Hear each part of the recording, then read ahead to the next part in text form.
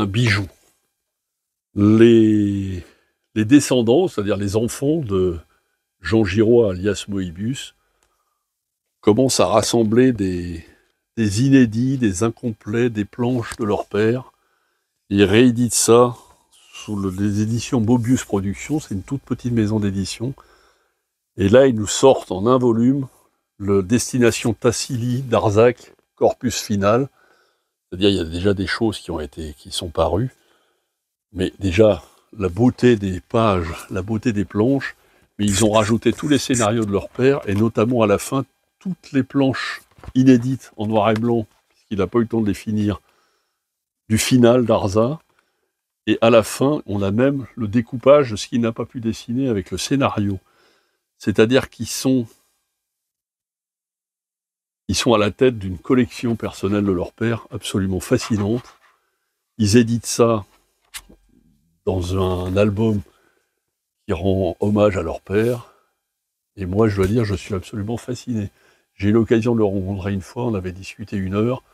Pour moi, la première bande dessinée qu'on m'a offerte, c'était La Piste des Navarros de Blueberry, j'avais 7 ans. Donc c'est quelqu'un qui m'a suivi toute ma vie. On retrouve des planches d'ailleurs d'Arza, puisque c'est son double, hein, c'était Moebius quand il a commencé à faire de la science-fiction après avoir fait du western. On retrouve des planches qui, on dirait du Blueberry. C'est-à-dire c'est dessiné de telle manière qu'on a l'impression d'être dans Blueberry. C'est des planches absolument mythiques. C'est un travail remarquable. C'est des gens qui sont absolument très sympathiques et vraiment qui honorent leur père d'une manière absolument folle. C'est un livre pour tous ceux qui aiment cet homme. Et Dieu sait que moi, il ne se passe pas 2 ans avant que je relise l'intégrale des aventures de Blueberry et d'Incal, qui pour moi est une des sommes. C'est-à-dire que je donnerais quasiment la majorité de ma BD Tech, qui comporte au moins 3 ou 4 000 albums, pour une planche inédite de Moebius. Je veux dire, je serais prêt à... J'ai une fascination pour cet homme. Et vraiment, c'est un travail... Il y a le travail du père, il y a les planches inédites, il y a le travail, comment il faisait, et des choses qui sont jamais parues, qu'ils ont retrouvées, qu'ils ont reclassées, qu'ils ont retriées. C'est un travail de recherche et de bibliographie absolument unique. Les planches ont d'une beauté à ton sublimissime, et l'objet est très beau. Je veux dire, qui rend vraiment hommage au travail de leur père. C'est vraiment un grand, grand bouquin, mais chez nous, c'est un succès fou parce que les gens se précipitent là-dessus tellement ils sont subjugués par la beauté de ces planches et surtout la qualité de la réimpression. C'est vraiment un travail de recherche et de remise en avant et un hommage qui est assez exceptionnel dans la BD.